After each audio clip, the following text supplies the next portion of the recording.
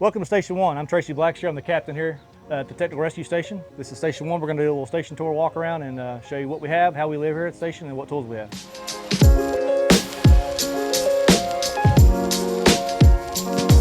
All right, so now that we walked inside, this is the main area. This is our common area. What we have here that's different than most stations is most of our historical stuff is here. So we've got stuff from the beginning of the department, which is 1873, up to now, so you can kind of see a current change. It's just a good historical piece for Station One. So just off the main foyer, this is our community room. We house training here. The community has also used this room for meetings. It's just a good space to tie in the community and the station together. So one thing we've been blessed with here at Station One is a really nice gym. The city of Waco has provided a good area for us to work out and stay physically fit. We got some guys training in here today. This gym is open to the entire department. Guys use it on their days off as well as on duty to keep and maintain our fitness. All right, so this is the watch room off the main hallway across from the gym. This is where guys can put the reports in, answer phone calls, or just keep watch of visitors coming in the front door. So as we move down this hallway's got a lot of historical photos, but it's also got our wall of chiefs. Our current chief is Robbie Bergeson. His picture is outside in the front as you walked in, and it's got our chiefs from Chief Bergeson to our first fire chief ever, Mr. Mears on the board here. So just off the main hallway, this is a day room. We use this for training and for study. So it's kind of got a library, some training material in here. This is a good place to gather and kind of kick things around the table and come up with tabletop ideas. So coming down the hallway, we do live here 24 hours a day. So we do have a washing facility for us to launder our clothes, our bedding. It's just like a regular house. We're here 24 hours a day, 7 days a week. So we have to have those conveniences if we're here. All right, so as we move down the hallway, this is where the dormitories start. Here at Station One, we can sleep 12 personnel, including the Battalion Chief. So every day the rooms have to be cleaned. All the bathrooms have to be cleaned. Each room is just a bedroom. You got a bed, you got a couch and a closet area. It's just a place to sleep and try to get some rest in when you can. So again, all the bedrooms to the left. So each firefighter's got their own individual bedroom. This goes after the patio area. And then all the bathrooms are on the right-hand side. So full bathroom, we got a shower and restroom and sink in each one. All right, so as we make the hallway here, this is where the radio check happens every morning. Got air pack logs and just the things we keep up with throughout the day. As we come down this way, we'll go into the kitchen and the main day room. So this is the main day room where guys hang out in their off time. So after all the work's done, all the chores done, after 5 o'clock, guys can sit in here and relax. Like I said, we're here 24 hours a day, just like you would at your home. They've got recliners, they've got a TV, and just some general things we have just for comforts at home. And this is where everything good happens in the fire department. Conversations are had, food is made. There's 3 lockers, A, B, and C, so each shift has their own pantry. There's a lot of sharing that goes on, but they have their own. The city's provided us with a large kitchen, a large workspace to provide meals. The table here was actually built by the crews here. It's pecan tree that fell down in the park, and the city of Waco gave us the wood, and we were able to build our own table. So we got a good sturdy table to be here for years to come. So as we move through, this is the assignment board. So down here at Station One, we are the Tech Rescue Station. We cover swiftwater, confined space, trench rescue, rapid diver, heavy rescue, and structural collapse. So this is the assignment board, so each firefighter knows what their assignment is for the day. And if we get those emergencies, where they're going to come into play on that. So now we are in the apparatus bay at Station One. This is kind of what everybody comes to see. When we talk about the fire department, this is what everybody expects to see. So again, one unique thing we have here at Station One is we're a double company station, which means we run an engine company and a truck company. We're also special because we have the Battalion Chief with us. So Battalion One is housed here also. So we have an engine company, which runs the brunt of the calls, and then the truck company keeps about the rescue stuff. All right, so we're gonna start off with engine one. We've got our Tech Rescue Beast of the East logo on the back. That was came up of due to the size of our territory, the size of the station, and the size of the machines down here, kind of the Beast of the East, and we hold down the east side of the city. So we cover all the east side, a good part of I-35, and downtown is our service area. So as we walk through, engine one has been one of the busiest engines in the city the last 3 to 4 years running, averaging about 2,500 calls a year for service. So when you pick up the phone and you dial 911, you're going to get an engine company. That's what's coming initially. We first respond for medical, fire, EMS, Rex, the whole 9 yards. This is just a complement of their tools. Most of the stuff that they're going to have, one thing we're going to carry extra is the rope, because of the technical rescue. We do have some stuff that we can do before the actual rescue gets there. But as you pan through, we've got our pre-connects here, which is where when the firefighting takes place, where it comes from, and then we'll get into the cab here. So the cab will hold 2 firefighters in the back. We currently are running 3-man crews in the city.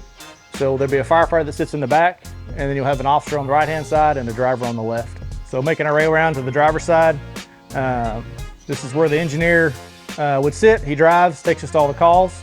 And then this is his workspace. So if we catch a house fire, he's running this panel. He's gonna pump, make sure all the pressures are appropriate and that we're getting the right amount of water. Again, this is the engineer's compartment. So this is his complement of tools that he would need to do his job. And then there's more tools as we go down the line for just everyday stuff. This is truck one. It's a 100-foot bucket. This is currently the biggest truck we have in the city right now. We're going to be soon to be replaced with a new tiller the city has graciously purchased for us. Should be here in probably about 8 months by the time we get it in service, but this will be replaced with a tiller. So as we come around the truck, the difference between a truck and an engine company does not have a big aerial device on top. Truck companies do. We currently have 3 truck companies in the city of Waco: Station 1, Station 11, and Station 2.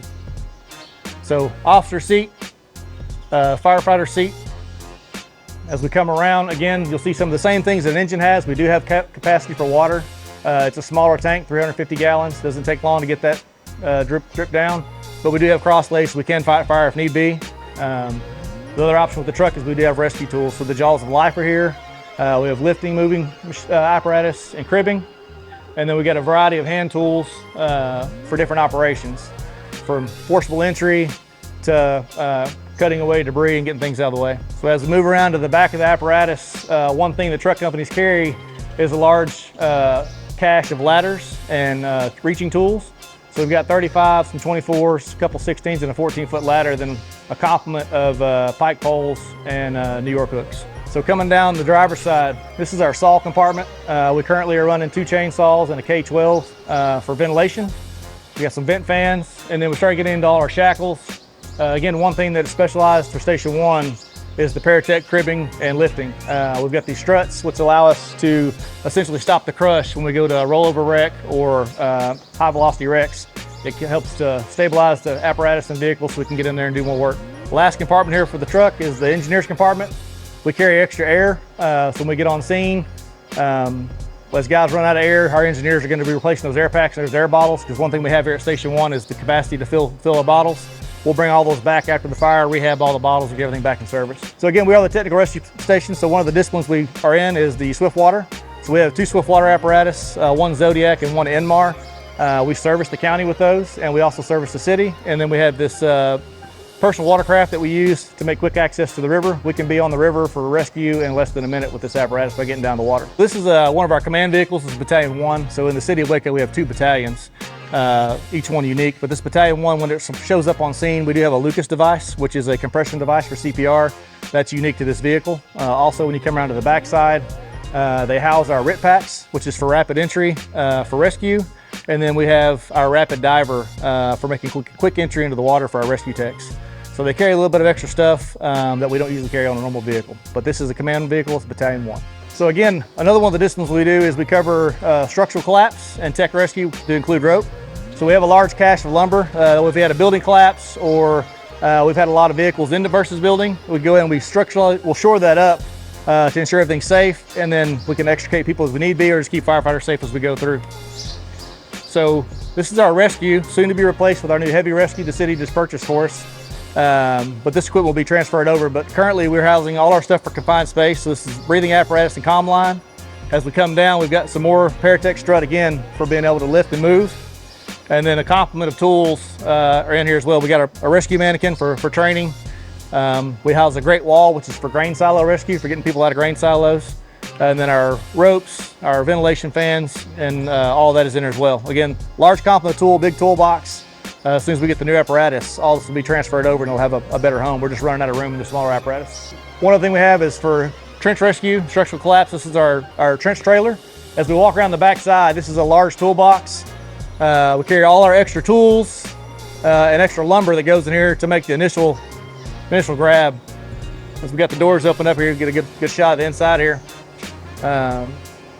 Everything on the left-hand side is for trench and for structural collapse. We have a generator that is mobile, and we also have a generator on the front of the trailer that we can use. But a lot of this is going to be used for building struts and building shores to ensure we can get somebody out of a hole safely, or again, build up the structure to make it safe as we're inside.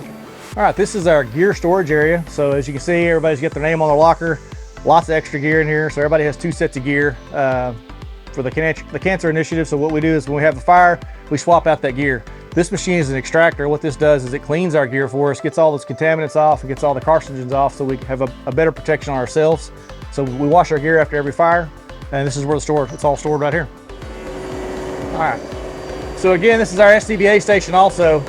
We house the air compressor here and extra compartments, extra air packs. We also fill all the scuba bottles, not only for the dive team that we house, but also for the City of Waco Zoo. They fill their dive bottles here when they're in there cleaning the tanks. It's running and they're a little loud, but this is where all the compression's happen for filling the bottles. All right, thanks for coming by today. Thanks for stopping by and seeing the station and visiting with us. Hope you have a great day. Stay safe out there and call us if you need us.